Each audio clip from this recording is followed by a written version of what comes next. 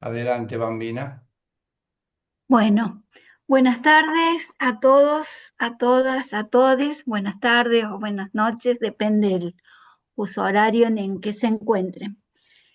Bueno, iniciamos un nuevo encuentro en este ciclo Nuestra América y la crisis civilizatoria, eh, organizado desde el Centro de Pensamiento Crítico Pedro Paz y la especialización en estudios socioeconómicos latinoamericanos, con la participación que siempre nos acompañan de la Facultad de Psicología de la Universidad Nacional de San Luis, el Instituto de Investigaciones en Ciencias Humanas y Sociales de la Facultad de Ciencias Humanas de la Universidad Nacional de San Luis, el doctorado en Ciencias Sociales de la Universidad Nacional de San Juan y la Fundación de Investigaciones Sociales y Políticas, FICIP. Este tercer encuentro de este ciclo lo hemos llamado Capital Ficticio en el capitalismo contemporáneo, aspectos teóricos y su peso en la actualidad. Estos, estos ciclos están pensados como espacios de formación, como aportes para la formación, a la comprensión de fenómenos tanto políticos, sociales como económicos nuestroamericanos en un contexto geopolítico de gran complejidad. Nosotros creemos que de verdad otro mundo es posible, es no solo que es posible, sino como se dice, es necesario y es urgente. Por eso este ciclo está centrado en pensar, en reflexionar, en hacer aportes para desde lo que consideramos es una crisis civilizatoria. Esta crisis de un sistema mundo capitalista centrado en un modo de producción y acumulación de capital, que en realidad atenta contra toda vida. Por eso nos manifestamos también en cuestiones que son coyunturales y no coyunturales, como es, nos manifestamos en contra del genocidio del pueblo palestino en manos del Estado de Israel, como también antes nos hemos manifestado en contra del genocidio de los pueblos preexistentes a los estados-nación en nuestros territorios de nuestra América, de nuestra Via Yala. Bueno, desde ese lugar es que hacemos como este esfuerzo de encontrarnos y de pensar y reflexionar acerca de nuestra América y esta crisis civilizatoria. Y pensar que otro mundo, ese mundo, como dicen los hermanos y hermanas zapatistas, un mundo donde quepan otros mundos, muchos mundos, diversos, heterogéneos, distintos. Hoy agradecemos a los expositores, profesores de Brasil, Paulo Natacani y Marcelo Carcanolo. Y bueno, este tercer encuentro lo va a coordinar el profesor Julio Gambina, quien hará las presentaciones. Así que muchas gracias por compartir este espacio de formación y reflexión con todos nosotros. Bueno, Bueno, Julio, está acá. muchas gracias, Bambina. Muchas gracias a Paulo y a Marcelo por acompañarnos hoy.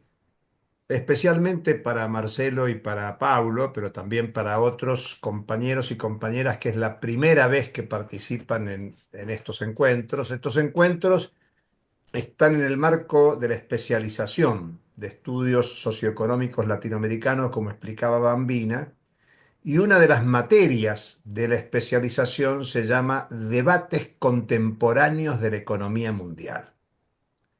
Nosotros hemos invitado a Paulo y a Marcelo, compañeros que son profesores universitarios en Brasil. Paulo está aposentado, dicen en Brasil, acá le dicen jubilado, pero es un estudioso y de alguna manera fue de los primeros, junto con Reinaldo Carcañolo, que pusieron el acento en el debate contemporáneo del capital ficticio.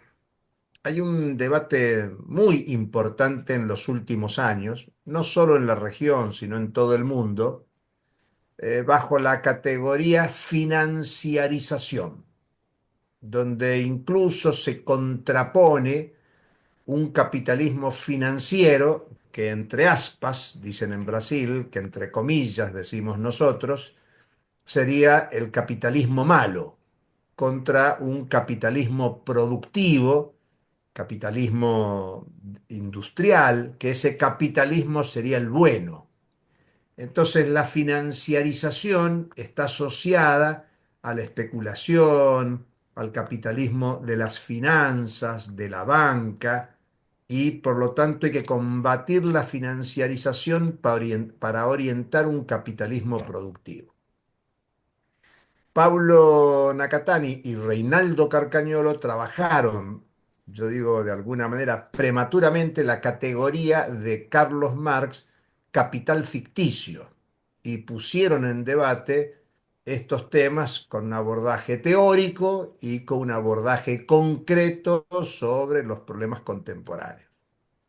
Bueno, nosotros para esta ocasión, esta conferencia, este debate va a ser grabado y va a ser utilizado como parte del material de estudio de las compañeras y compañeros que se inscriban en la tercera cohorte de esta especialización, especialmente en la materia de debates contemporáneos de la economía política.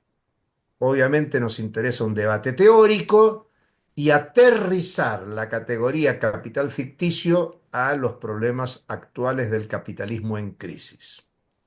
Como decía Bambina, Marcelo es profesor universitario en Río de Janeiro. Paulo, que está aposentado, fue profesor y mucho más que profesor en Vitoria, en el estado Espíritu Santo. Recientemente ha sido galardonado en esa universidad. Son dos compañeros estudiosos con los cuales compartimos múltiples redes intelectuales regionales y globales en el debate de la economía mundial, la visión latinoamericana de lo que acontece en la economía mundial, con un enfoque crítico en la tradición de Karl Marx. Así que sin mucho más que eso, les vamos a dar 20 minutos a Marcelo primero, 20 minutos a Paulo después, y luego abriríamos a un debate, a preguntas que se quieran hacer. La temporalidad global de la actividad es de 1 hora y media aproximadamente, así que vamos a darle inicio. Si alguien quiere ir haciendo preguntas en el chat, bienvenidas sean. Nosotros luego se las leeremos a Marcelo y a Paulo para que puedan en una segunda ronda contestar, porque a ellos les daríamos el cierre de la actividad. Así que bienvenidas, bienvenidos. Tenemos gente de Brasil, de Perú, de Chile, de México y de Argentina, de varias provincias. No las voy a nombrar para no pifiar, para no equivocarme. Así que bienvenidos, bienvenidas todos. Marcelo, bienvenido y tus 20 minutos. Adelante. Muchas gracias, Julio. Muchas gracias, Bambina, por la presentación, por la invitación. Conversando con Paulo hace algunos días para intentar dividirnos para no repetirnos en lo que es nuestra primera intervención acá de 20 minutos cada, resolvimos que yo iba a empezar un poco al revés de lo que suele ocurrir en perspectivas marxistas más críticas.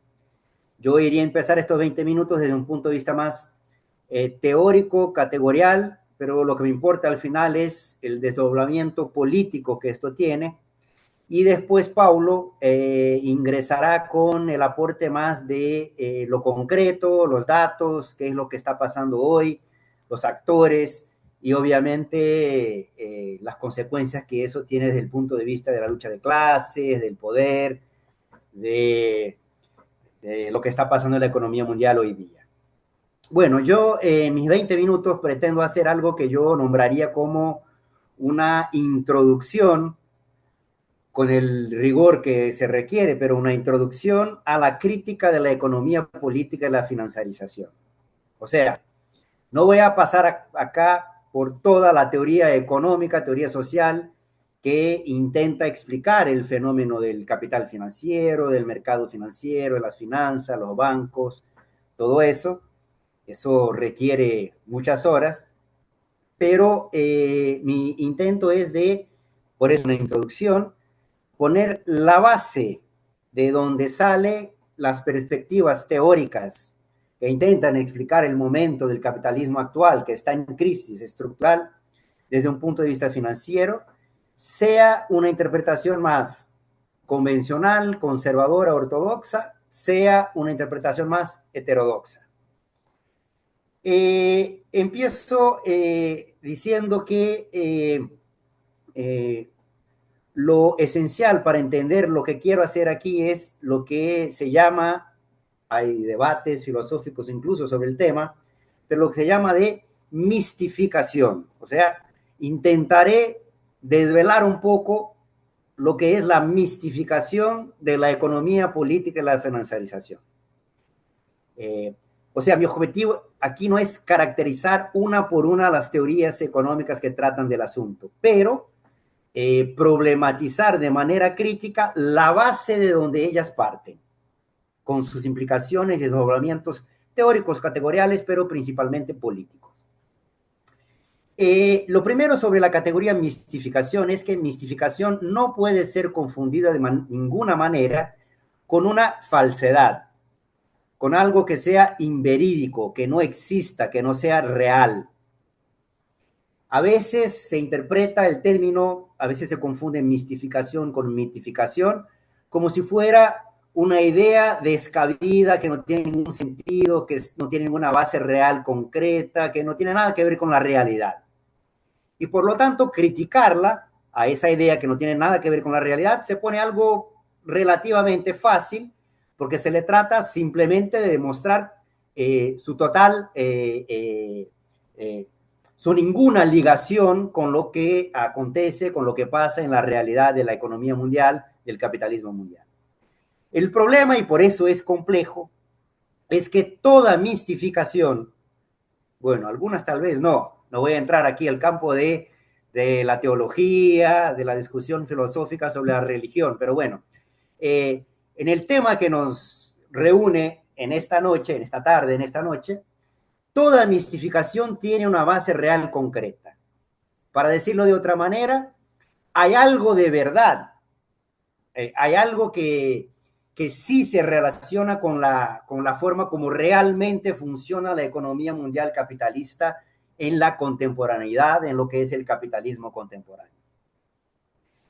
Y identificar esa base real concreta nos ayuda incluso a entender por qué algunas teorías interpretan a esa realidad de esa forma, por mejor o peor que nos suene. También aquí hay tema asunto para quedarnos días y días, pero yo voy a apuntar dos elementos que constituyen lo que yo estoy llamando aquí de base real concreta de la financiarización. Lo primero es, y las dos tienen relación directa una con la otra. Lo primero es que sí es verdad, o sea, no es un tema de debate, que ciertamente no la única, pero una de las formas como el capitalismo mundial salió de su penúltima crisis estructural que estalló en la segunda mitad de los años 60 del siglo pasado y transborda para los años 70 del siglo pasado, ahí estalla una crisis estructural importante del capitalismo, pero una de las formas como el capitalismo logra, podemos discutir las formas, la intensidad, las características, pero logra salir de esa crisis estructural de la segunda mitad de los años 60 del siglo pasado, es justamente ampliar espacios de valorización de capital en los mercados financieros que ya existían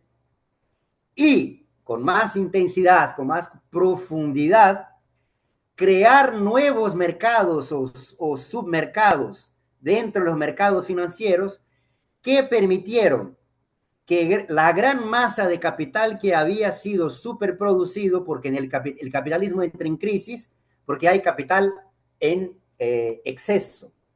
La sobreacumulación no quiere decir otra cosa que superproducción de capital. Pie de página importante.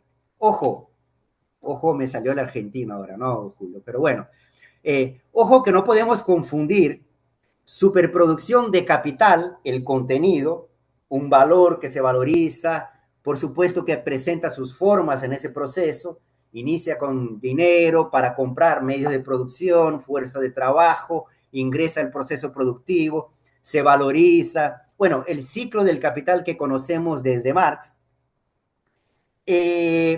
Seguro que el capital tiene sus formas, la forma dineraria, dinero, la forma mercantil, mercancía, la forma productiva, que es la combinación entre la fuerza de trabajo y medios de producción.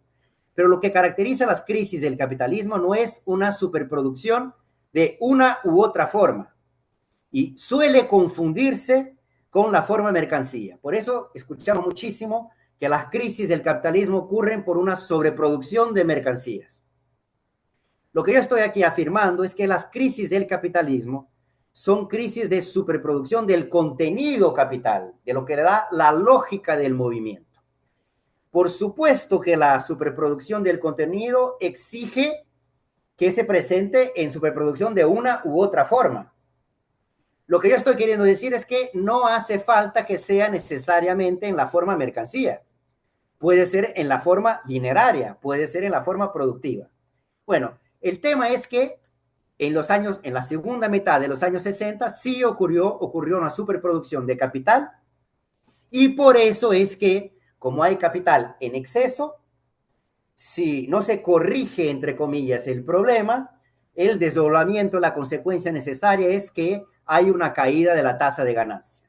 Hay capital en exceso que no logra valorizarse a la misma tasa de antiguamente, por lo tanto eso implica una reducción de la tasa de ganancia. ¿Qué quiere decir eso? Que el capitalismo para salir de su crisis necesita combinar dos cosas. Una, el exceso de capital es devaluado, quemado por la propia circunstancia de lo que es la crisis, o sea, la crisis estalla y la consecuencia, si nada pasa, es que el capital se devalúa. Y por lo tanto, el exceso de capital puede ser, comillas, corregido por la propia crisis. La salida que podríamos llamarla de liberal de las crisis del capitalismo. Pero el otro componente es, y el capitalismo intenta hacerlo siempre, es encontrar nuevos espacios de valorización o profundizar espacios de valorización ya existentes para que ese capital superproducido pueda continuar su proceso sin que se desdoble en caída de la tasa de ganancia. Bueno, a partir de los años 70 del siglo pasado, y eso es verdad, es base real concreta de lo que es la financiarización, logra recomponerse por profundizar productos financieros ya existentes y de manera mucho mayor, de mayor magnitud, y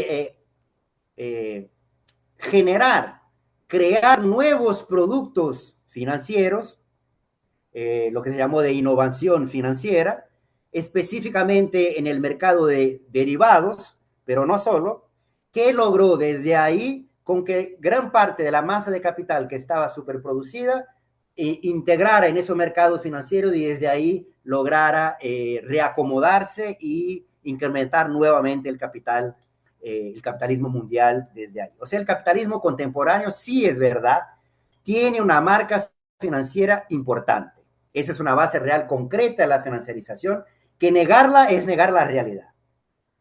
El segundo componente tiene que ver con eso, es que sí es verdad también que la crisis estructural del capitalismo contemporáneo, no de aquel de los años 60, el de ahora, la crisis estructural del capitalismo contemporáneo estalla a partir desde el 2007, sí es verdad, a partir desde algunos componentes del mercado financiero. O sea, la financiarización tiene una base real concreta porque de alguna manera caracteriza, no integralmente, pero sí una parte importante de lo que es el capitalismo contemporáneo. Cuando le fue bien, para decirlo de alguna manera, hasta el 2007, y también cuando empezó a no salirse muy bien el capitalismo, y eso estalla desde los mercados financieros. Tengan en mente el estallido de la burbuja en el mercado subprime inmobiliario en los Estados Unidos. Por lo tanto, empieza con una crisis bancario-financiera y desde ahí viene hasta los días de hoy por varias etapas, y terminaré mi intervención con eso. Por lo tanto, la financiarización o teorías que partan de lo que se llama de financiarización no son falsas, equivocadas, porque no tienen nada que ver con la realidad.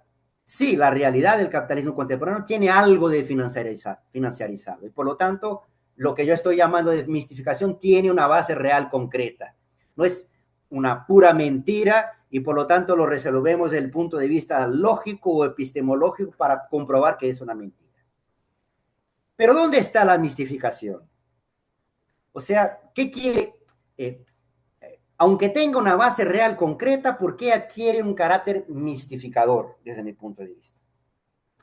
Porque a partir de esa base real concreta, las teorías o la economía política, la financiarización, termina por sobreestimar, sobrevaluar lo que caracteriza esa financiarización, esa base real concreta, y tomarlo como si fuera la totalidad de lo que es el capitalismo contemporáneo. O sea, una parte importante, fundamental de lo que es el capitalismo contemporáneo pasa a presentarse como si fuera el todo, como si fuera la totalidad del capitalismo contemporáneo.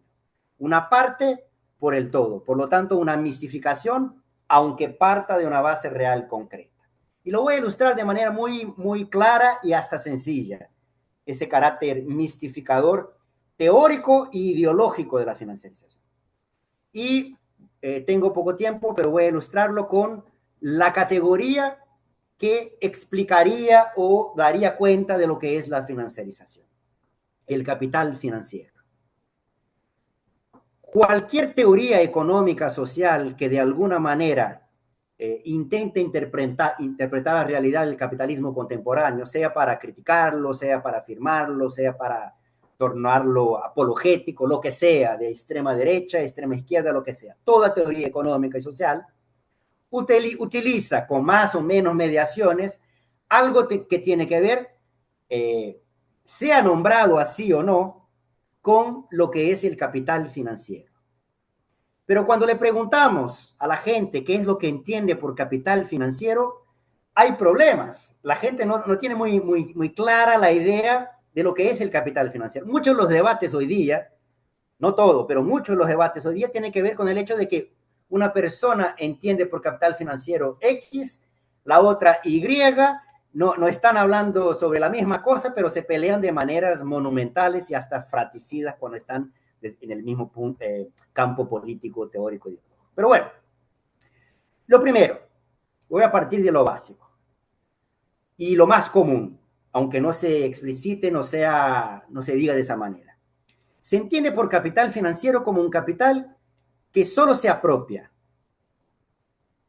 no produce, no tiene contribución ninguna con la producción.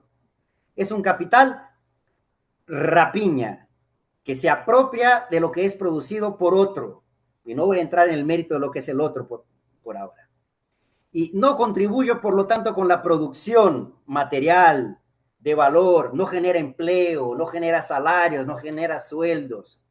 Si estamos desde un punto de vista de una mirada más nacional, es un capital financiero que no tiene un compromiso nacional de producción, de desarrollo, etcétera, etcétera, etcétera. Es un capital rapiña que puramente se apropia de algo. Esa es la idea más común. Téngase conciencia de eso o no. Bueno, desde el punto de vista que me interesa, teórico del ojo, que es desde Marx, si es para ser riguroso, tenemos que acordarnos que ningún capital produce valor, ninguno. Lo que el capital suele hacer es, al pagarle a la fuerza de trabajo el valor de la fuerza de trabajo mediado por el salario, que es el precio del valor de la fuerza del trabajo, el capital adquiere, al pagarlo, el derecho de apropiarse de el resultado del consumo del valor de uso de la mercancía fuerza de trabajo. ¿Para qué sirve la fuerza o la capacidad de trabajo? Para trabajar. Y el trabajo es la substancia, el fundamento del valor. Por lo tanto, el capital, al pagar el valor de la fuerza de trabajo, adquiere el derecho de apropiarse del resultado del ejercicio de la capacidad del trabajo, que es el proceso de trabajo, que produce valor. Así Marx logró explicar cómo el capital puede comprar por el valor, vender por el valor y aún así producir, o entre comillas, generar una valorización de plusvalía y apropiarse de ella. Pero bueno, ningún capital produce valor o plusvalía. Quien produce valor o plusvalía es la fuerza de trabajo. El capital adquiere el derecho de apropiarse de la producción, pero no produce. Y si vamos a llamar de capital financiero todo capital que se apropia y no produce, significa, por lo tanto, que tendremos que llamar de capital financiero a todo y cualquier capital. Y una categoría que sirve para todo no sirve para nada. O sea, si estamos calificando, adjetivando un capital como financiero, es porque debe existir un capital que no lo sea. Porque si todo capital es financiero, pierde sentido la adjetivación financiero. O sea, la interpretación de que el capital financiero es el capital que meramente se apropia y no produce, no tiene sentido. Bueno, una que se deriva de ahí, también muy común, es, como nos dijo Julio, y Julio, por supuesto, no entiende el capital financiero ficticio de esa manera, pero es que es algo muy presente incluso en el campo crítico, por lo tanto muy peligroso desde mi punto de vista, es la idea que yo llamo de, bueno, estamos en Brasil, tenemos no sé cómo están ustedes ahí en Argentina, en Chile, en México, pero tenemos desde el punto de vista político e ideológico, tenemos una influencia neopentecostal muy fuerte acá, desde el punto de vista político e ideológico. Yo, de una manera chistosa, evidentemente, digo que hay una interpretación neopentecostal cuando se trata de tratar las finanzas. ¿Cuál es la idea? La idea es separar el mundo en dos cajitas. Una cajita está el diablo, todo lo que hay de malo, lo peor. ¿Quién está en la cajita de lo malo? El capital financiero, que solo es rapiña, que no tiene ningún compromiso con el crecimiento de la producción, con el desarrollo nacional, con la generación de los empleos, etcétera, etcétera, etcétera. Y en la otra cajita está todo lo bueno. Está el diablo y de la otra está el Dios. ¿Qué está en la otra cajita? El capital que sí produce, que está en el proceso de producción, que contribuye por el crecimiento del PBI, que genera empleo, que genera salarios, que tiene un compromiso con el desarrollo nacional, regional, o lo que sea. Se separa el mundo en dos cajitas. Se llama la cajita mala de capital financiero y la cajita buena de capital productivo. Desde ahí, desde el punto de vista teórico, la tasa de rentabilidad de la cajita mala del capital financiero es la tasa de interés y la tasa de rentabilidad de la cajita buena del capital productivo es la tasa de ganancia. Por lo tanto, lo que tenemos que hacer es, desde la política económica o la estrategia de desarrollo, rebajar la tasa de interés para que la tasa de ganancia sea más elevada y por lo tanto el proceso de acumulación sea virtuoso, sea lo bueno. O sea, es una cesión neopentecostal en una iglesia donde purificamos lo que hay de malo y transformamos o recogemos lo que hay de bueno y el capitalismo porque genera empleo. Y ojo, eso tiene repercusiones políticas, porque se trata, por lo tanto, de, al separar el mundo en dos cajitas, hay una burguesía mala, la financiera, y hay una burguesía buena, la productiva. Y a veces, no siempre, pero a veces se relaciona la burguesía mala financiera con el imperialismo, por lo tanto que no tiene un compromiso nacional, y por lo tanto le sobra a la burguesía buena, la productiva, un compromiso nacional y por lo tanto una perspectiva antiimperialista. Y ojo que tenemos del desarrollismo, del neodesarrollismo, mucho de esa mirada, que más que Keynes, John Maynard Keynes, un teórico economista que escribió la teoría general en 1936, Keynes propiamente no hace eso, es un poco más inteligente el Keynes. Los keynesianos sí, muchos de los keynesianos fueron un poco por ese rincón. No, desde el punto de vista crítico eso no nos sirve, incluso con el desdoblamiento político que tiene. Bueno, la otra idea de capital financiero que también se utiliza con un poco más de rigor es acordarse que en 1910 Rudolf Hilferding, un teórico marxista importante, no importa que tengamos diferencias con él, pero importante, que hay que ser leído, hay que estudiarlo, tiene buenas ideas, pero en 1910 lanza un libro que se llama Das Finanzkapital, en alemán, por lo tanto con la categoría capital financiero, que dígase, no está en Marx, el término Finanzkapital en alemán no está en Marx, pero cuestión de nombres. Y Hilferding en 1910 tenía un propósito muy particular, quería entender, para decirlo sencillo porque el tiempo pasa, quería entender cómo Alemania se tornó Alemania, cómo Alemania sale de la nada desde el punto de vista económico, político, incluso geopolítico, de Estado Nacional, al final del siglo XIX y deviene Alemania con el desarrollo de las fuerzas productivas, etcétera, etcétera, y bueno, algunos años después va a disputar la Guerra Mundial, la primera y después la segunda. O sea, Hilferding quiere entender por qué Alemania logró desarrollar las leyes generales del capitalismo de una forma tan acelerada. Gracias, Julio. Sí. Me encamino para la conclusión.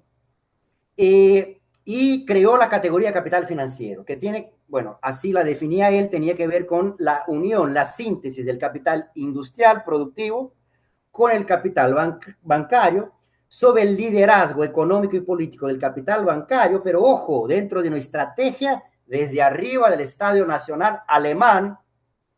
Estoy pensando en Otto von Bismarck, por lo tanto con una estrategia de desarrollo direccionada para sectores estratégicos, pero con un arreglo financiero específico que él, Hilferding, lo llamó capital financiero. Bueno, Lenin, el camarada Lenin, se dio cuenta que la idea de Hilferding era buenísima y lanzó la pista de que la categoría capital financiero, más allá de caracterizar solamente a Alemania en aquel momento, también servía para caracterizar aquella etapa histórica específica del capitalismo que se nombró imperialismo.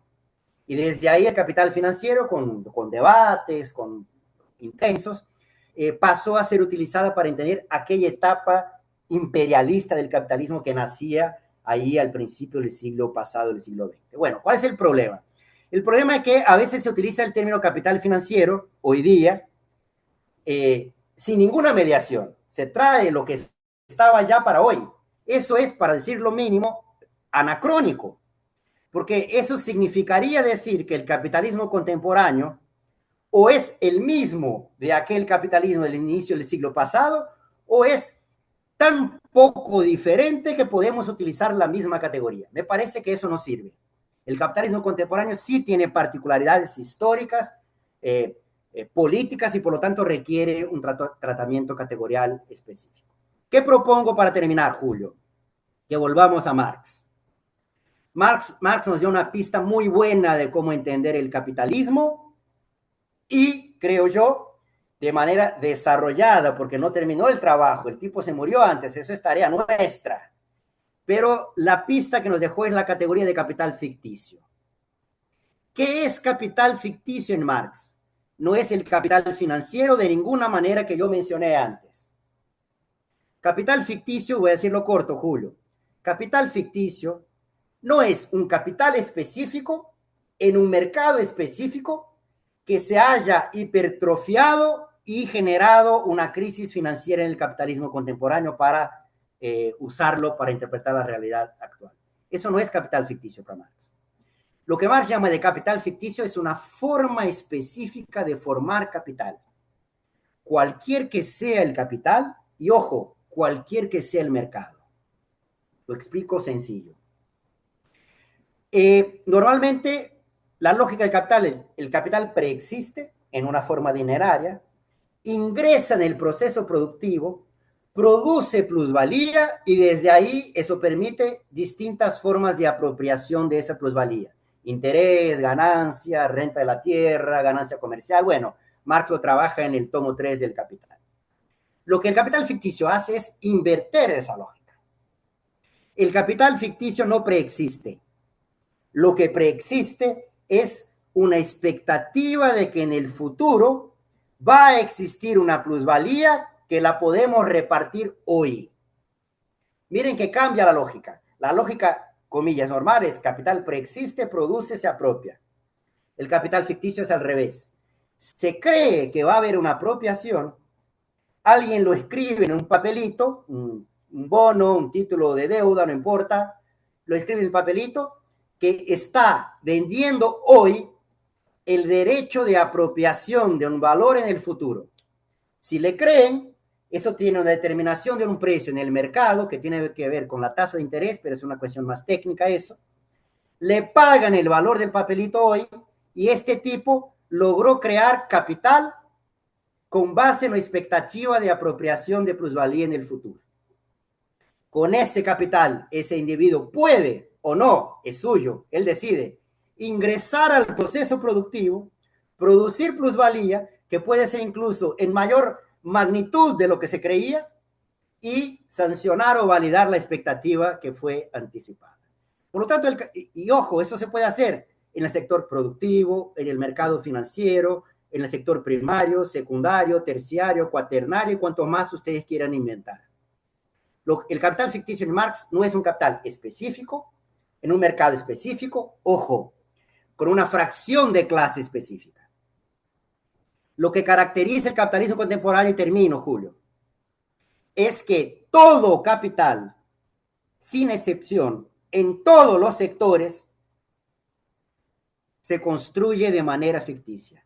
Por lo tanto, no es un problema de un capital específico en un mercado específico y con una fracción de clase específica. Es un problema de totalidad, con particularidad histórica. La particularidad histórica del capitalismo contemporáneo es que todo capital se genera desde una lógica ficticia. Y lo que estalló en el 2007 y viene hasta hoy es la disfuncionalidad del capital ficticio. Se ha superproducido capital ficticio y desde 2007 hasta hoy ese problema no se resolvió, por lo tanto seguimos en la misma crisis estructural del capitalismo contemporáneo. Ahí lo dejo, por el tiempo también, pero porque también era lo que había hablado con Pablo desde donde él lo iba a retomar para tratar más de datos, de realidad concreta, para que ustedes vean que yo no estoy inventando nada. Por favor, Pablo, sálvame, que no estoy diciendo tonterías y que por lo tanto tiene base real lo que estoy diciendo y por lo tanto yo tampoco estoy mistificando la realidad. Gracias, Julio, perdón por el tiempo. Ah, muy Y bien. bueno, Muchas gracias, Marcelo. Pablo, abrí tu micrófono y te escuchamos. Ahí están participando, están escribiendo en el chat desde Colombia, nuestro querido Claudio Ramírez Angarita. Y no mencioné, tenemos compañeros de España participando también. Un andaluz en la sala. Así que bienvenidos. Paulo, adelante. Bueno, buenas noches a todos, todas. Muchas gracias, Julio, por la invitación. Es un gran placer participar de este debate. Yo quería empezar pidiendo perdón por mi malo español o portuñol, ¿ah? Espero que comprendan lo que voy a intentar explicar con mi malo portuñol. Eh, Voy a partir de todo lo que Marcelo ya presentó, pero tengo que utilizar algunas categorías que encontramos en el Capital. Porque para Marx, el capital no es algo que está parado sin movimiento. El capital solo existe en movimiento. Tiene que moverse continuamente en un ciclo que Marcelo ya presentó para ustedes. Dinero, mercancía, dinero o más dinero. Este es el movimiento. ¿Y cómo se hace este movimiento? El capital solo puede movimentarse cambiando de forma, o sea, de la forma dinero para la forma mercancía. Mercancía que son medios de producción y fuerza de trabajo, que se transforma en una forma productiva para producir una nueva mercancía y ser convertida de nuevo en la forma dinero, pero más dinero. Este es movimiento. Pero Marx dijo también que este movimiento podemos comprender como el movimiento del capital en general. Este movimiento del capital en general produce entonces formas autónomas. La forma capital-dinero, la forma capital-mercancía, la forma capital productiva. Y, en este movimiento cuya finalidad es la producción de plusvalía, pasa por momentos de ciclos de expansión y caída del movimiento del capital. Y el capital puede ser acumulado en cualquiera de una de estas formas. O sea, continuamente tenemos capital acumulado en la forma dinero, en la forma mercancía, en la forma productiva. Estos son, de manera muy sintética, este movimiento todo. Y es de ahí que va a salir esta forma ficticia. Pero antes de llegar ahí, quería también decir que encontramos en los estudios de Marx, en el libro 2 del Capital, que lo que él llamó del capital en general existe en formas concretas de capitales particulares o unidades particulares de capital. Para facilitar, podemos imaginar una gran corporación, ¿sí? O pequeños negocios capitalistas. Cada unidad de esta hace también el movimiento dinero, mercancía, dinero. Todas las empresas que producen mercancías físicas tienen que hacer este movimiento. De una forma talvez muy simplista, simplificada, poderíamos decir que el capital en general es la suma de los capitales individuales. Ese es el movimiento del capital. Y que continuamente produce plusvalía, se apropria y acumula.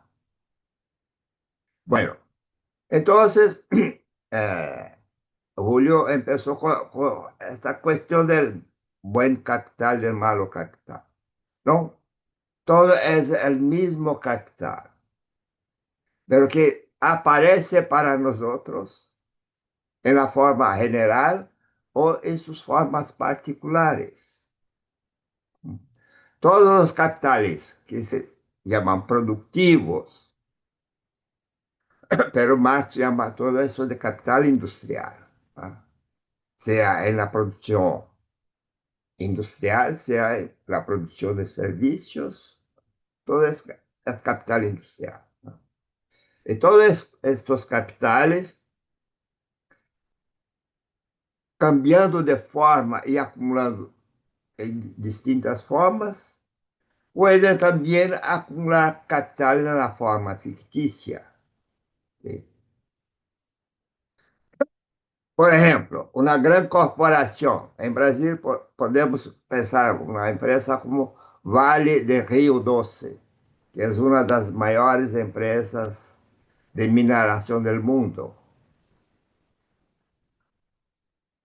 Esta empresa es dirigida por sus eh, dirigentes para producir lo que llamamos eh,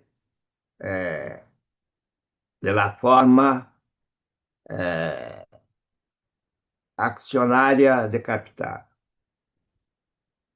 Hace ya algunas décadas que las grandes empresas quieren siempre producir capital accionario, o sea, que los precios de sus acciones aumenten en la bolsa de valores.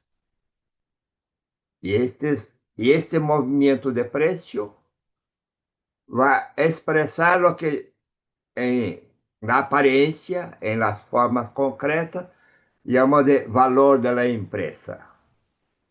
Pero el valor de la empresa es solamente la suma de los precios de las acciones.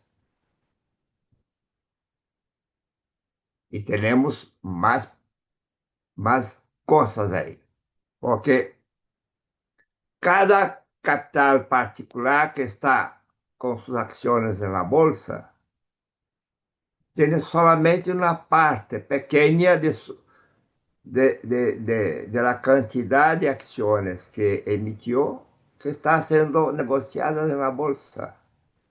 Yo no tengo idea cuánto de acciones de la Vale de Rio Doce en Brasil está siendo negociada en la bolsa.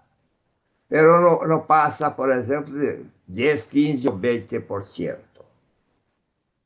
Pero cuando sus precios duplican, todas las otras acciones que no están en la bolsa duplican también de valor. Valor como precio de mercado. Y el propietario de esas acciones tiene su fortuna individual duplicada, a veces en una semana, o 10 días, o un mes. O en la crisis el precio puede caer a la mitad. Entonces, la fortuna descapitaliza cae a la mitad. Entonces, tenemos este movimiento del capital en sus formas. La forma que se tornó dominante y que comanda la lógica de la reproducción del capital en las últimas 4 o 5 décadas es la forma dinero. Y Marx dice que este capital en la forma dinero, siendo acumulado, puede convertirse en la forma que él llama de capital portador de interés. Este capital portador de interés es lo que Marcelo dice, invierte, porque los capitales para hacer la producción, para empezar su movimiento, tienen que empezar en la forma de dinero. El sistema financiero para financiar la acumulación, el principio de la acumulación en las unidades particulares. E aí temos uma outra discussão complicada, porque se, quando se discute a evolução do capital portador de interesse, a taxa de juros, como se dice juros españoles, de interés, Tasa de interés, tasa de de interés, interés. se discute. Hay que producir más plusvalía que va a ser dividir entre interés y ganancia. Pero más eso se invierte porque cuando un capitalista toma un préstamo para iniciar el proceso, ya tienes en el contrato cuánto será la tasa de interés. Y la tasa de ganancia, entonces, será determinada por la tasa de interés. Se invierte el proceso. Bueno, teníamos muchas cosas para discutir a partir de este punto y de la evolución de toda la discusión que encontramos en el Capital. Pero yo quería regresar y decir lo siguiente. Para Marx, si tienes un flujo continuo de, de renta, que puede ser eh, una pensión, por ejemplo, puede capitalizar esto a una tasa de interés y tiene un capital. O sea, cuánto se necesita de capital dinero para obtener un flujo de renta futura. Después Marx va a nos presentar formas concretas en que se acumulan los capitales. Yo voy a mostrar para ustedes el montante y el volumen de este capital. ¿Ah? Y voy a utilizar datos eh, que yo colecté a poco tiempo. Mira, este cuadro presenta la deuda mundial. La deuda, en su gran parte, es lo que Marcelo ya dice, un avance sobre el futuro. O sea, toda la deuda implica en apropiación futura de una parte de la plusvalía producida. Y él creció de 1970 a 2020 eh, y llegó a casi 300% del Producto Interno Bruto. Pero mira, esto es un valor o una magnitud ficticia. Parte puede ser real, parte puede ser ficticia. Y aquí, acá tenemos la deuda pública, deuda de las familias y deuda de las empresas.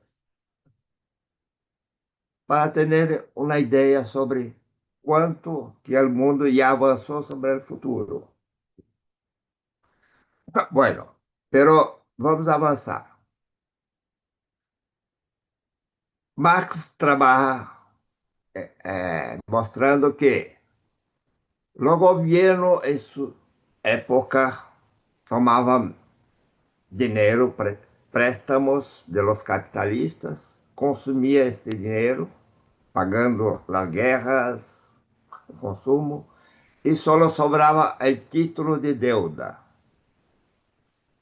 Y esta deuda de una riqueza que ya había sido consumida es una deuda que produce interés. Es un capital que no existe más como riqueza material real, pero existe como título. Y acá tenemos la deuda total calculada por el Fundo Monetario Internacional llega a más de 180% del Producto Interno Bruto de los países que el Fondo Monetario hace los cálculos. Son los más importantes. Lo que está en azul es la deuda de las economías avanzadas y la naranja de las economías emergentes.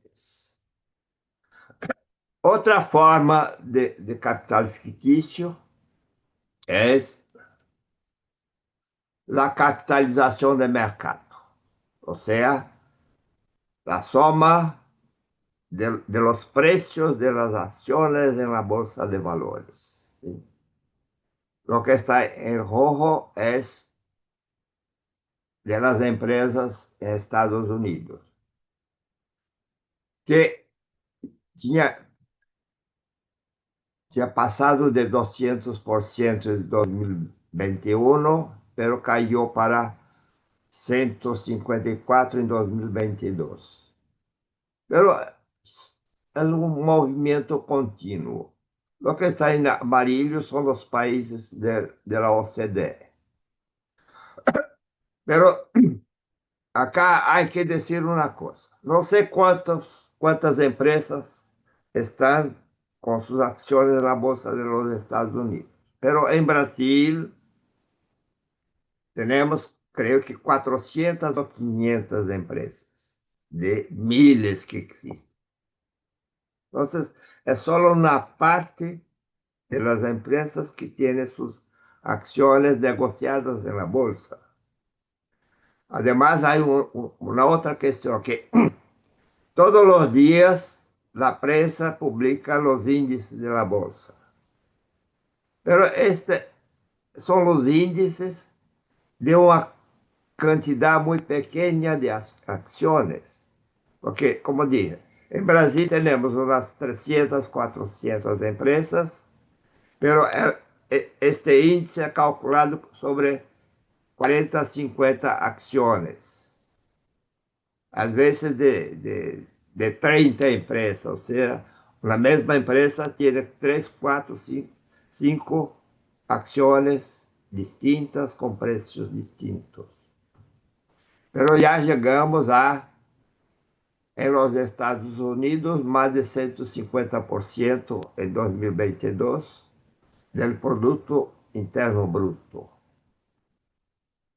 Y esto también va a ser la base para el cálculo de la riqueza divulgada por Forbes, de los grandes multibilionarios. En español se dice mil millones, ¿no? Bueno. 1.000 millones, sí, muy bien. Sí. Los billones son 1.000 millones.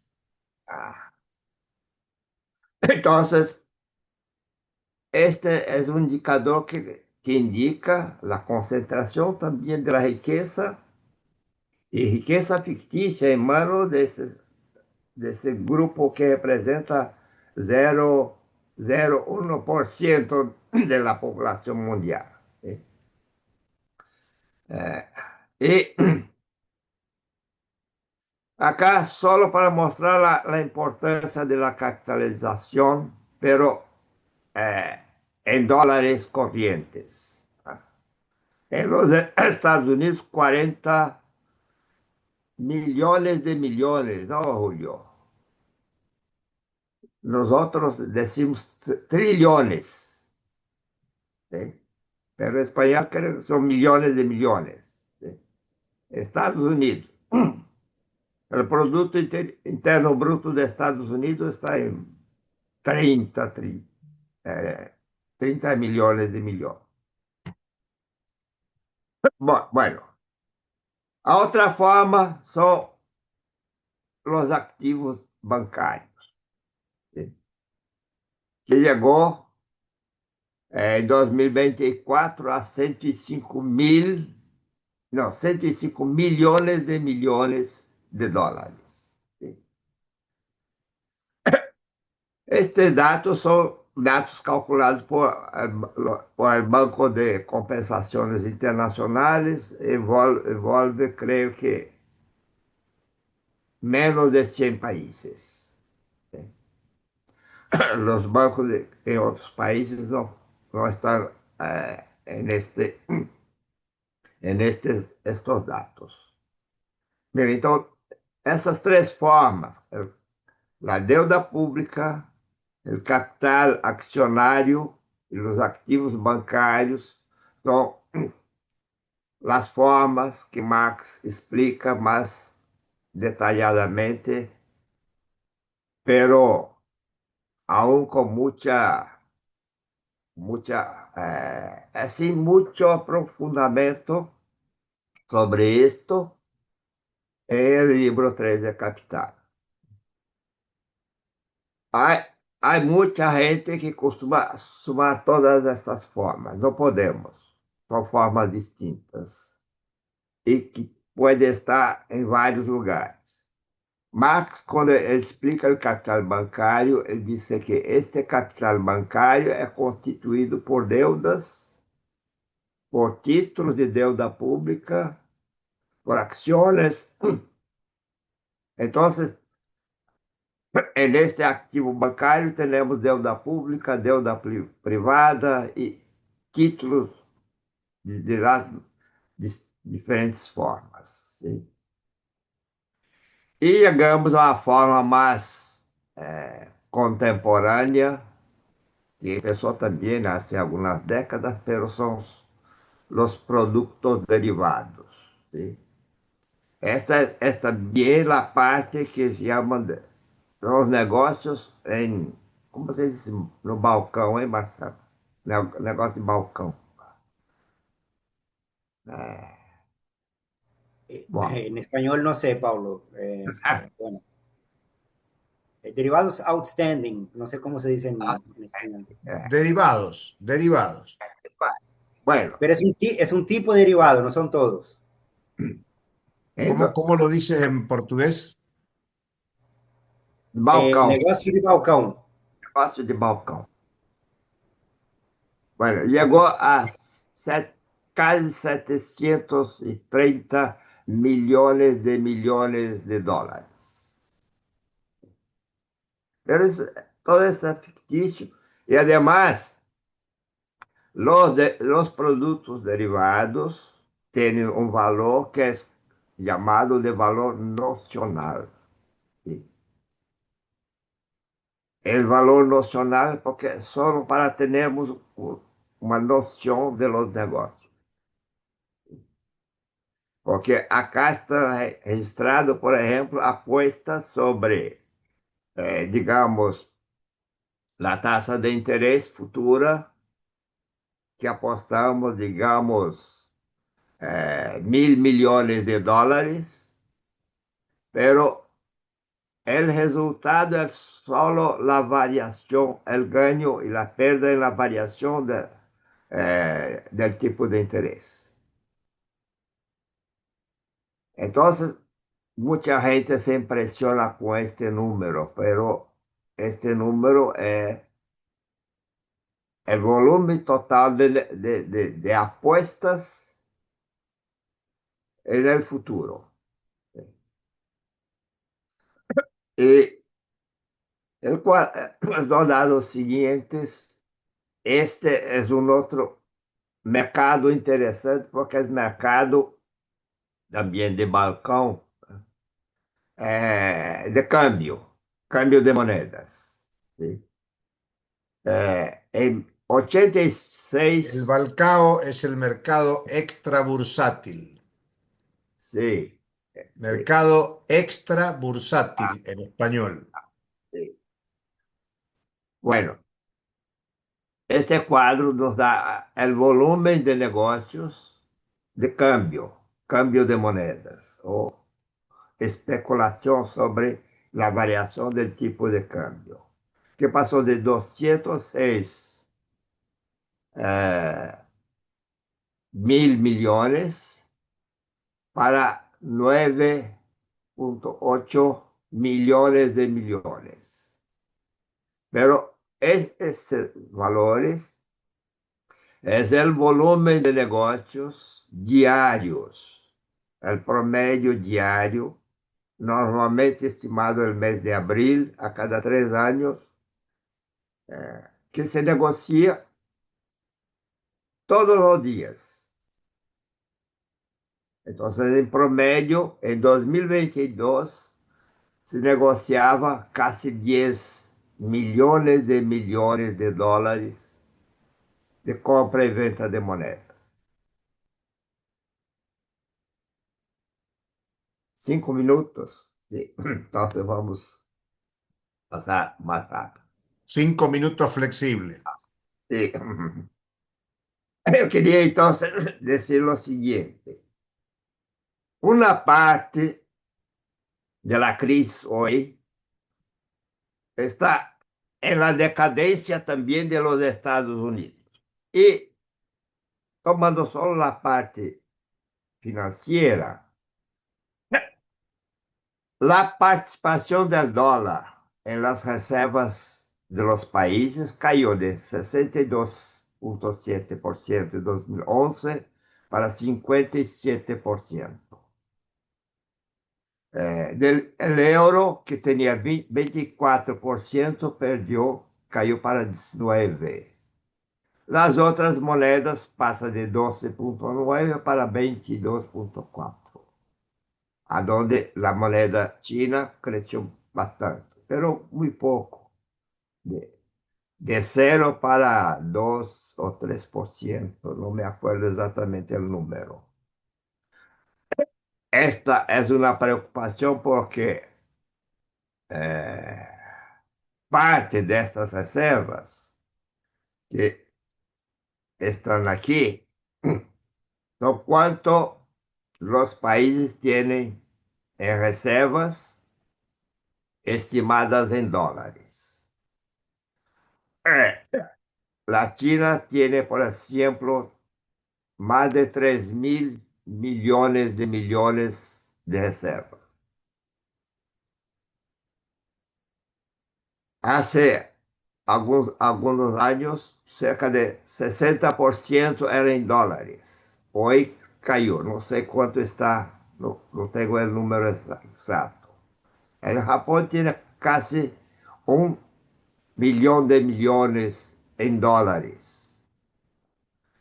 El Brasil tenía 346.000 millones. Lo que esto representa es que los países, después del periodo neoliberal, tuvieron que acumular reservas para enfrentar ataques especulativos. Y, y para esto están financiando desde el fin del acuerdo de Bretton Woods en 1971, el consumo y el déficit público de los Estados Unidos. Porque, por ejemplo, el Brasil exporta mercancías, recibe dólares y compra títulos de deuda para sus reservas. O sea, las reservas en dólares no son dólares, son títulos de la deuda de los Estados Unidos. ¿Sí? Y el total de la deuda americana hoy llega a cerca de 36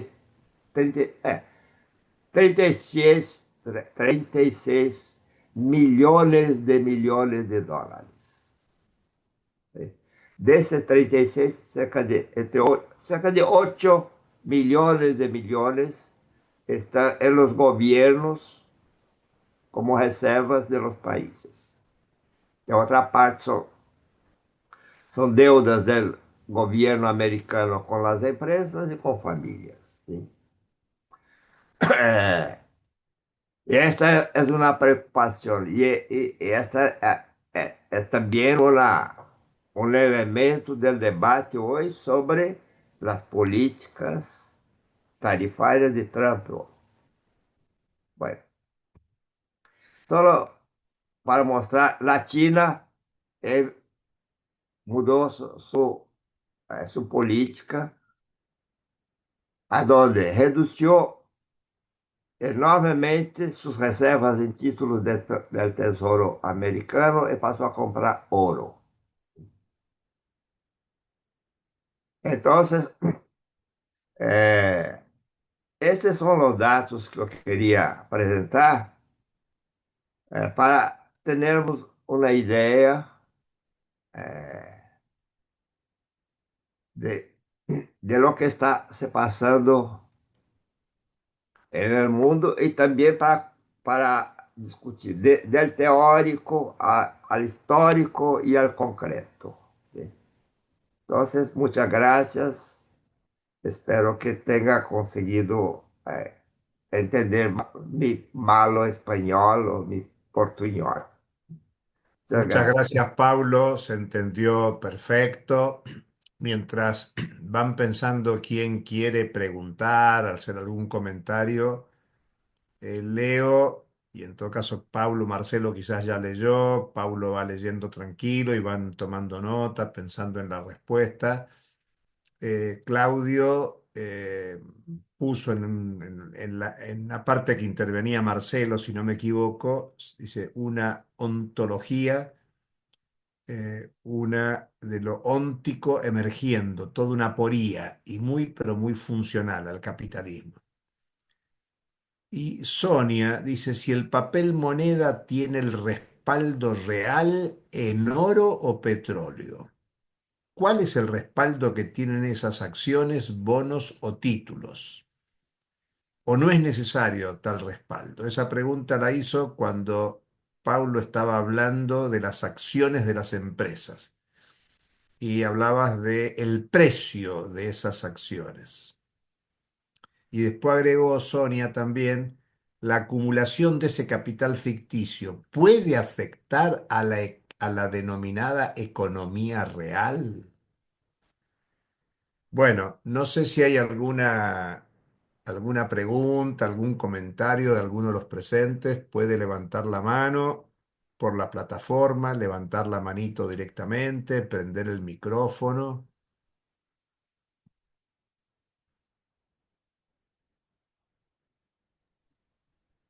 Enrique, por favor, y después Gabriel. Sí, muy breve.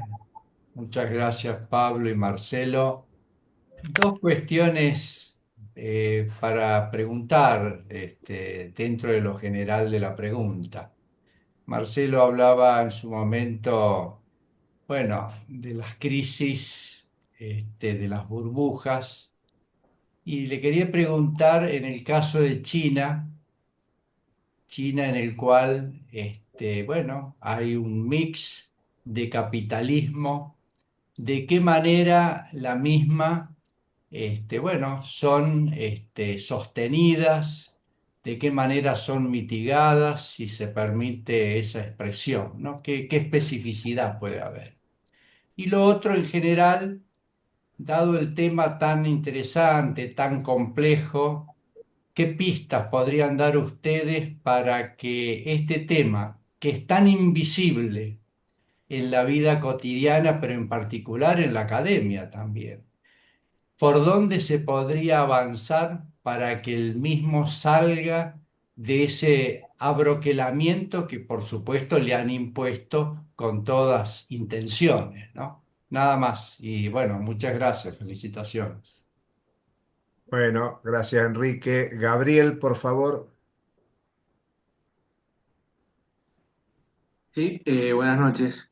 Sí, un amigo que dice, yo no entiendo mucho de todo eso del capital financiero, de los bonos, qué sé yo. Yo lo único que sé es que todo eso nos está jodiendo la vida a todos nosotros. Yo me aclaro un concepto en lo que han dicho los expositores, de que es como que esto de la deuda externa, de los bonos.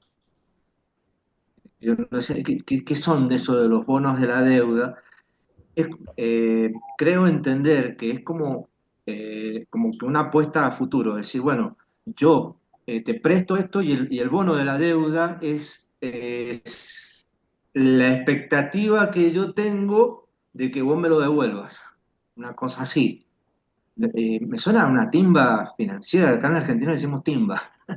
Medio como una apuesta, digamos. Así que mencionaron la palabra apuesta, no sé, yo me referencio mucho con el fútbol, esto de las apuestas, es decir, bueno, yo creo que va a ser 3 goles y apuesto que va a ser 3 goles, y bueno, y eso es lo que sería un poco lo que le otorga la mirada ficticia a este capital. Gracias, Gabriel. Vamos con María José. Hola, ¿qué tal? Muchas gracias por el espacio. Bueno, yo soy de La Rioja, soy de la Universidad Nacional de La Rioja. Bueno, me interesaba mucho la temática y me pasa por ahí que yo lo escuchaba más que nada el profe Carcañolo en relación con esto de cuál ha sido la salida que emplea el capitalismo para un poco poder revertir la crisis que asoló él dice, en la segunda mitad del siglo, de la segunda década, perdón, de los 60 y de los 70, y se sale creando espacios de valorización, ¿no? Y hace poco volví a releer este artículo que tiene Harvey, que se llama El nuevo imperialismo, acumulación por disposición. Yo quería preguntarle que si van un poco en la misma sintonía, si tienen la misma lectura, y también estuve leyendo a Giovanni Arrighi, que él habla de los ciclos sistémicos de acumulación y un poco creo que es uno de los primeros, quizás me equivoque, ¿no? De que habla de esta transición hegemónica o este desplazamiento de hegemonía, de este fin de ciclo, ¿no? De hegemonía estadounidense hacia lo que es un nuevo eje de acumulación que sería Asia. ¿Qué piensa de esas tesis? Si está de acuerdo, o si cree que están quizás errados. Eso, no sé si se entiende mi pregunta. Muchas gracias, María José. Y no sé si leyeron, Marcelo o Paulo. Andrés Sánchez dice, mi pregunta es relativa a si debemos entender si la crisis derivada del 2008 puede achacarse a la frustración de beneficios esperados de la inversión en capital ficticio. Bueno, baja la manito, María José, ya. ¿Alguna pregunta más? ¿Algún comentario más?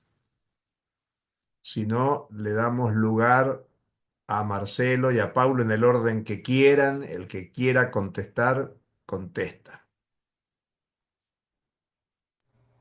Marcelo, Paulo.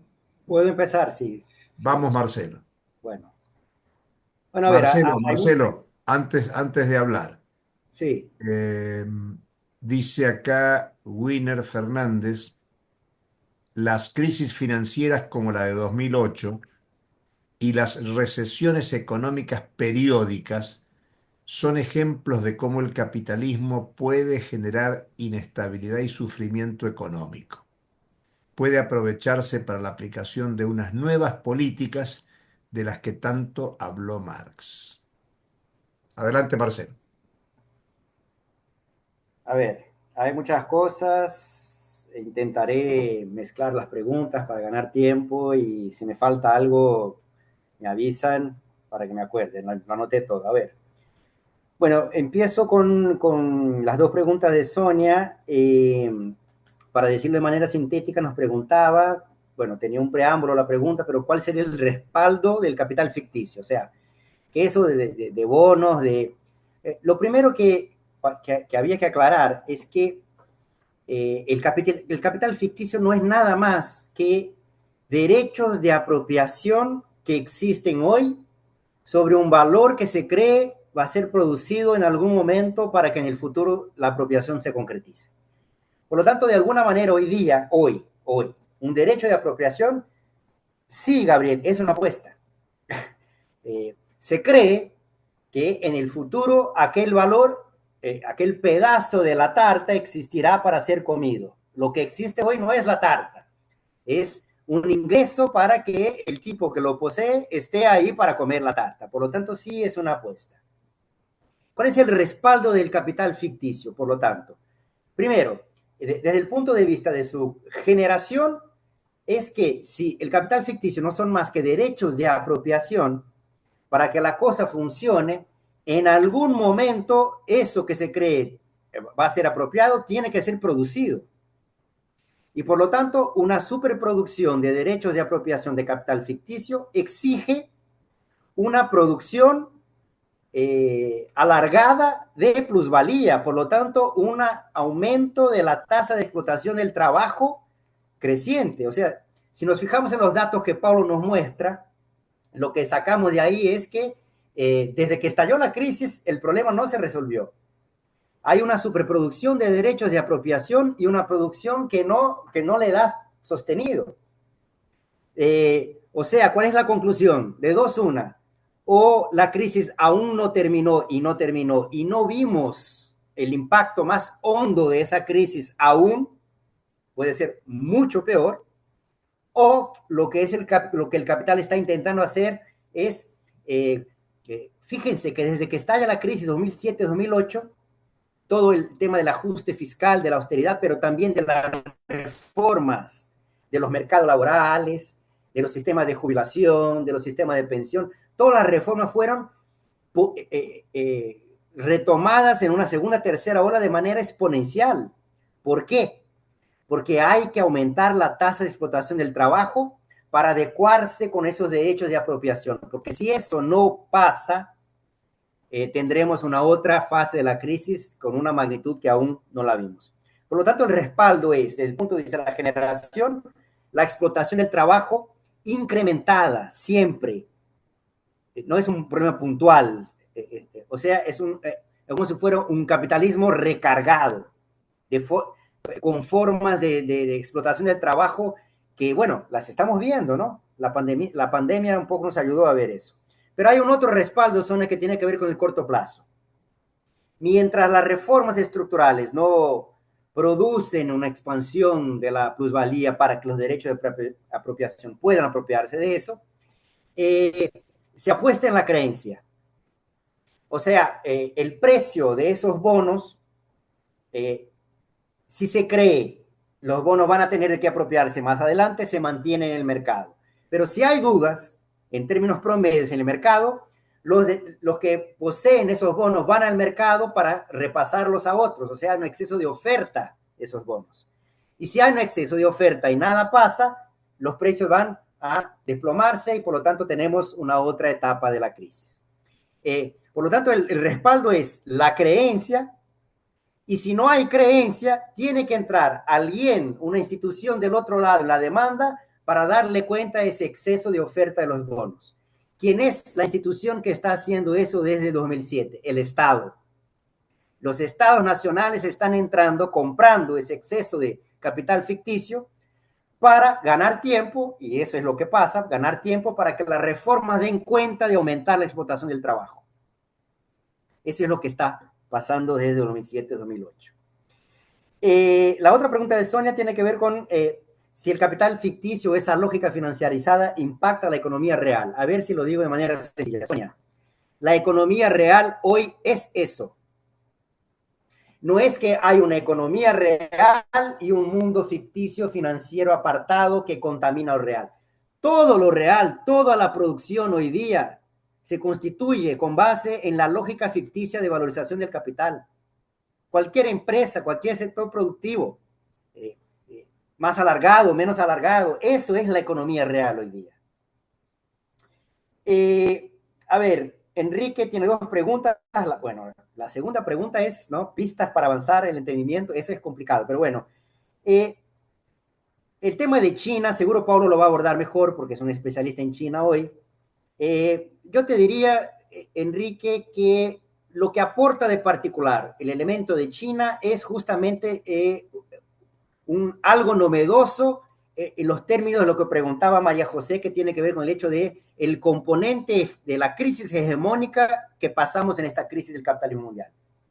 O sea, China se pone como una alternativa al poder de los Estados Unidos en lo que conforma el poder mundial. Pero desde el punto de vista de una especificidad en la lógica de acumulación, yo diría, Enrique, que no tiene mucha particularidad. O sea, por lo que estamos viendo, el capitalismo contemporáneo, con la lógica de valorización ficticia, sea con el dominio de Estados Unidos, sea con el dominio chino, sigue más o menos puede cambiar el nombre de la moneda, no es más el dólar, va a ser la moneda china, pero la lógica, creo yo, por lo que se está construyendo, no va a cambiar mucho. A ver, lo de Gabriel, de nuevo, sí es una apuesta, pero ojo, hay algo importante acá. Si somos rigurosos, cualquier capital es una apuesta, incluso el no ficticio. Cualquier capital que empiece comprando medios de producción, fuerza de trabajo para ingresar al proceso productivo, está apostando que después de la producción va a haber mercancías que serán vendidas al mercado. Pero ¿y si no? O sea, no hay certeza en el capital. Todo capital es en sí mismo una apuesta. Lo que el capital ficticio hace es exasperar, exagerar esa apuesta al invertir la lógica de funcionamiento del sentido del capital.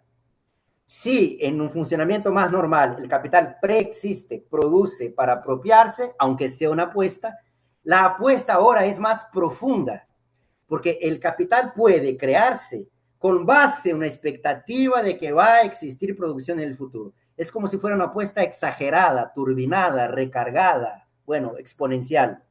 Pero ojo que todo capital, o sea, lo que el capital ficticio hace es desarrollar dialécticamente lo que está contenido en todo y cualquier capital. Es una apuesta, todo es.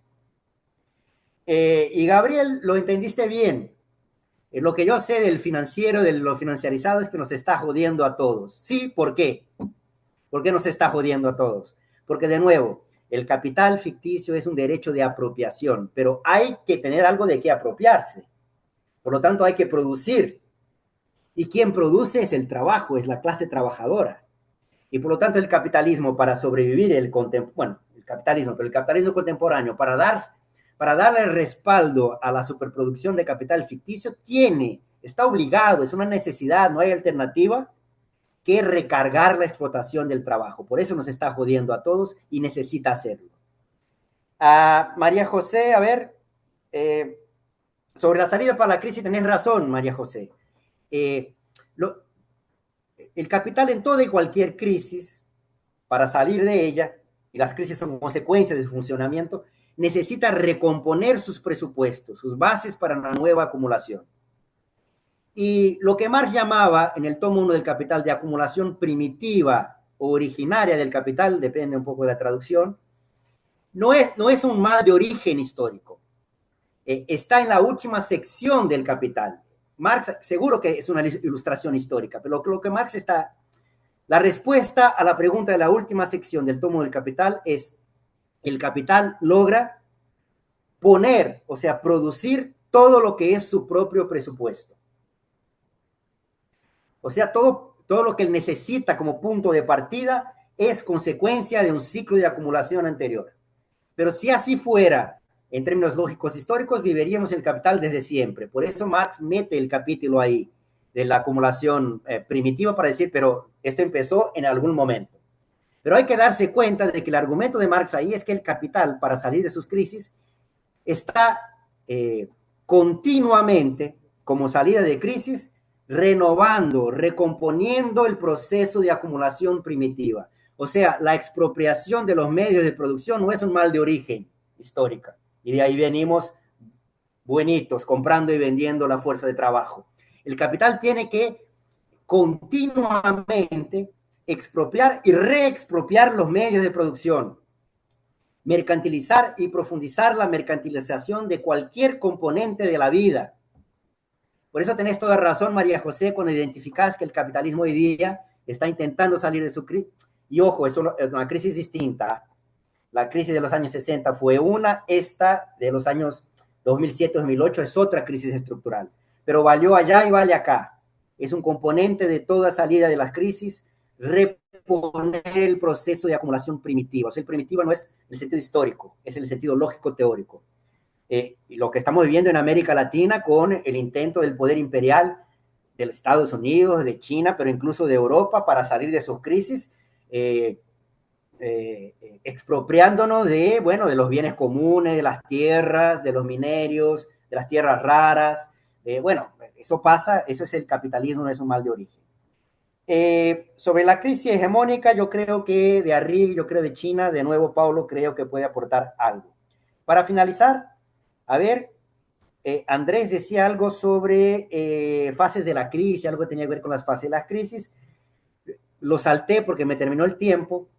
Lo que pasa es que la crisis estructural del capitalismo contemporáneo, que estalla en el 2007 como una crisis bancaria por el estallido de la burbuja en el mercado subprime inmobiliario de Estados Unidos, porque el Estado entra comprando esos bonos y los fondos de inversión que garantizaban esos bonos en todo el mundo, eso elevó exponencialmente las deudas públicas desde ahí. Y por lo tanto, la segunda etapa o la segunda fase de la crisis estalla en 2010-2011, específicamente con las crisis de las deudas soberanas en la zona del euro, por razones específicas de cómo se formó la zona del euro ahí. El problema no se resuelve. La tercera etapa de esa crisis estructural del capitalismo contemporáneo es la pandemia, y el debate hoy día es la cuarta etapa, o sea, pasada la pandemia, el capitalismo intenta recuperarse, pero hay sectores productivos que ya no existen, por lo tanto, la economía está estagnada, estancada, pero hay una presión de demanda, por lo tanto, un estancamiento con inflación, o sea, esta inflación sería la cuarta fase de la crisis. Es un debate que hoy día sobre lo que está ocurriendo hoy. Bueno, y el tema de la relación de la crisis con la política. A ver, para intentar sintetizar todo. No hace falta que el capitalismo entre en crisis para que nosotros y nosotras nos propongamos derrubarlo, transformarlo, revolucionarlo. Seguro que en los momentos de crisis, cuando se explicitan más profundamente las contradicciones del capitalismo, y diría yo, y con eso termino, se explicita mejor que la forma como el capitalismo tiene, y no hay otra, de salir de sus propias crisis, para decirlo como Gabriel, es jodiéndonos a nosotros y nosotras cada vez más fuerte y con formas que nosotros creíamos y nosotras creíamos también que estaban en el pasado como formas de semisclavitud, están siendo recuperadas.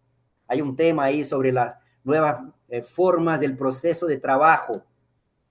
Yo creo que eso es importante para generar conciencia. O sea, ¿por qué nos está jodiendo? ¿Por qué está haciendo eso con nosotros? Porque lo necesita para sobrevivir como capital, que es un valor que se valoriza. Y por lo tanto, el interés del capital hacer lo que hace es contradictorio, no es nuestro interés. No importa si es un capital buenito o un capital malito. Por lo tanto, la lucha de clases, la generación de conciencia de que son intereses antagónicos de la clase trabajadora frente al capital, creo que es algo que tiene que nos ayudar para lo que decía Enrique, pistas para avanzar en el entendimiento. Seguro que es deliberado, ¿eh? Nosotros y nosotras las economistas hacemos eso de manera deliberada. Los procesos financieros son complejos de manera deliberada para que la gente no lo entienda. Hay cosas de policía, hay cosas que son ilegales, pueden grabarlo, difundirlo, no hay problema, que me metan en la cárcel. Hay cosas ilegales, pero eso es deliberado. Eso tiene un componente ideológico importante. Es necesario que la gente no lo entienda. Es tarea nuestra, es difícil, es complejo, pero es tarea nuestra hacer con que la gente perciba la forma de algo que siempre lo supo, que el capitalismo nos jode a todos nosotros y nosotras de la clase trabajadora. Y por eso hay que revolucionarlo. No hay alianza, no hay conciliación de clase posible en los momentos que vivimos. Disculpen si me alargué. Gracias, Marcelo. Y antes de que hables, Paulo, y ya para que cierres, María José dice, y extenderlo a los países centrales, digo, el rasgo de superexplotación como propio de los países dependientes, pero había algo antes que me lo comí. Dice María José, el capitalismo necesita reforzar la superexplotación en los términos de Marini, además del extractivismo, y extenderlo a los países centrales, digo, el rasgo de superexplotación como propio de los países dependientes. Y Rubén dice, la desconfirmación de la percepción ante lo ficticio del capitalismo distorsiona la percepción. Esto se traduce en efectos en la salud mental, cuando podemos observar que el trabajo es desvalorizado, sustituido tecnológicamente y el ajuste permanente de los beneficios sociales. Ignacio dice desde Córdoba, Argentina, quería saber si hay alguna bibliografía recomendada para profundizar en el tema. Desde luego. Ahora comentamos. Y Paulo, adelante. Bueno, voy a empezar rápidamente por un punto que Marcelo solo llamó la atención, pero que es muy importante, porque nosotros economistas tratamos los temas económicos y nos olvidamos del Estado. O sea, el Estado se desarrolla junto con el capital en una relación orgánica. Y es un debate muy largo, muy complejo, que no podemos avanzar aquí. Yo quería solo pegar esto para partir de la cuestión de Sonia sobre la moneda. ¿Sí? La moneda actual no tiene respaldo desde 1971, pero desde desde los siglos XVIII hubo momentos que las monedas no tenían respaldo. Vas a encontrar en el Capital una, una nota, creo que de pie de página, de Engels, que dice que, no sé si el capítulo, no me acuerdo más precisamente, pero en Inglaterra, de fines del siglo XVIII hasta principios del XIX, creo,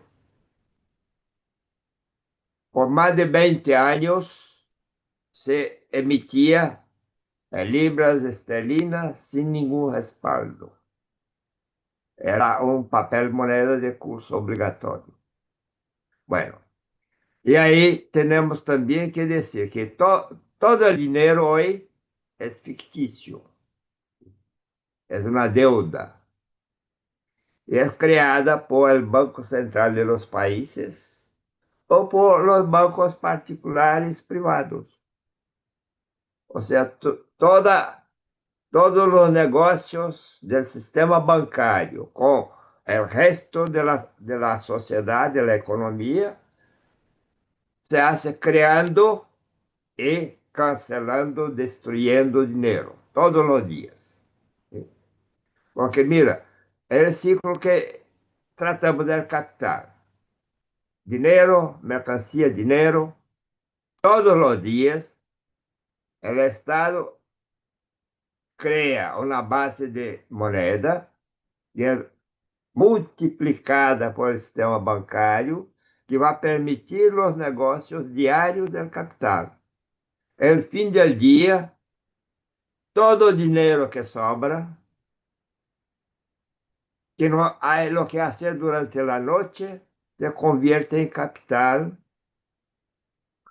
que produce ganancias o interés durante la noche. Marx escribe también que el capital portador de interés llega a un momento que sea de noche, sea de día, descansado o no, produce ganancias.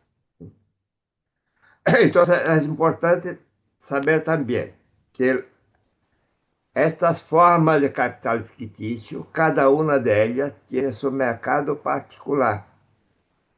O sea, la deuda pública tiene un mercado particular que normalmente es comandado por los bancos centrales.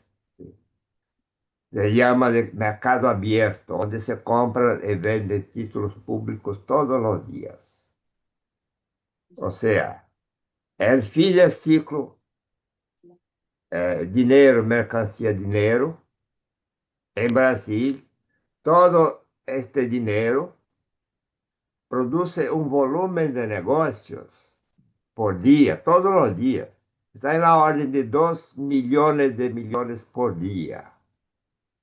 cuando el Producto Interno Bruto de Brasil está en 12, 13 millones de millones. Entonces, Sonia, esta parte del dinero es una parte complicada, difícil de entender, pero todo el dinero hoy o toda moneda es ficticia, no tiene respaldo. Es crédito, crédito creado por los bancos. O sea, llegamos también a un punto que tenemos que llamar la atención que en el capítulo del Capital, Marx llega al fetichismo de la mercancía y del dinero. ¿Sí? Y vivimos hoy sobre el fetichismo del capital y de las formas ficticias del capital. ¿Sí? Entonces, creo que es importante eh, pensar esto, porque la gente imagina que es solo el gobierno que crea el dinero y el dinero continúa circulando en la sociedad. No es verdad. Claro que una parte se puede guardar, por ejemplo.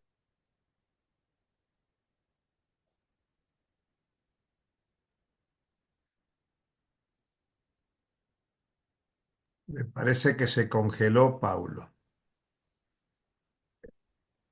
Sí, A ver si lo podemos rescatar.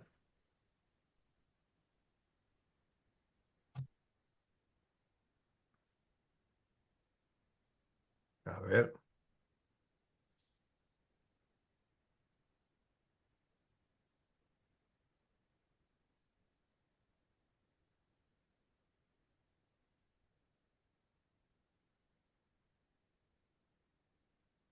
lo estoy intentando llamar.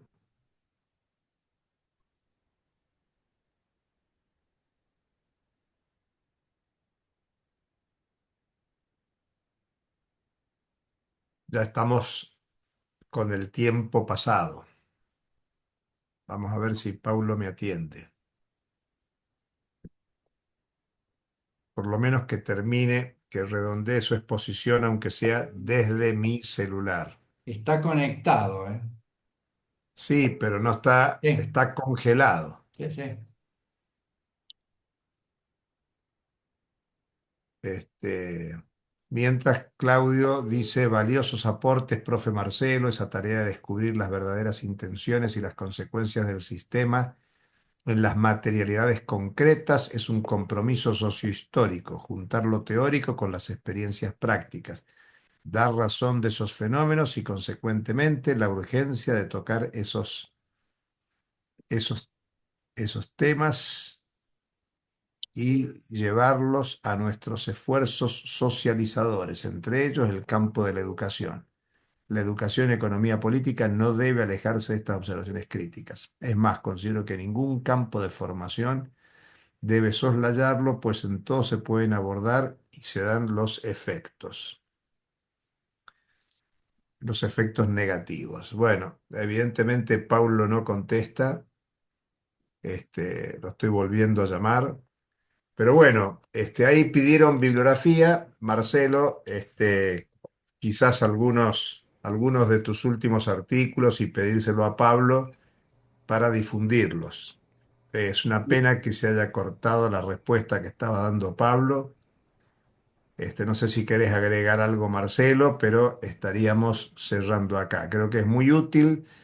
La sesión ha sido grabada y por lo tanto vamos a difundirla para que la puedan tener y trabajarla más. Por ahí en algún momento alguien, Paula Amaya decía, Marcelo, ten en cuenta que somos politólogos e historiadores los que pedimos bibliografía, jaja. Claro, creo que habrá que ver de nuevo la grabación, escucharla, trabajarla más a fondo y bueno, hay muchísimo material y nosotros, aquí está Gaby Roffinelli, está Lucas Castiglione, que son docentes de las materias más vinculadas a la cuestión económica, así que vamos a volver sobre estos temas, así que a no preocuparse que esto es material para ir abonando lo que es la tercera cohorte que esperamos se abra pronto y los debates contemporáneos tienen en este tema, el capital ficticio, como se han dado cuenta, una centralidad importante. Por las dudas, si no se dieron cuenta, la bibliografía esencial es el capital y se mencionó. En general se lee el tomo uno, si es que se lee, pero se mencionó el tomo 2 y especialmente el tomo 3, donde está todo lo referido a capital ficticio. Así que vamos adelante y la profesora Roffinelli siempre insiste que tendremos que hacer un curso del capital, así que el Orsa y Bambina tendremos que planificarlo e ir a una actividad específica sobre el capital. Pero Sería el bueno, curso 2. claro, sí, porque ya hicimos uno presencial del tomo uno. Bueno, y un agregado más haría yo cerrando, y espero que Marcelo esté de acuerdo. Paulo decía que los economistas se concentran en la economía y no ven el Estado. Dos cosas. La próxima sesión nuestra, el 25 de agosto, es sobre el estado de transición, un tema que nos preocupa en particular. Y van a estar a cargo de la profesora Beatriz Raslan y de Rivera Lugo, que es de Puerto Rico. Y el otro comentario que quería hacer es que cuando Marx hace la crítica a la economía política, no es la crítica a la economía, es la crítica al capitalismo. Y el capitalismo es una integralidad. El capitalismo no es la economía por un lado y la política por el otro, sino que es el capitalismo en su conjunto, el capital como relación social, el capitalismo como relación social integrada.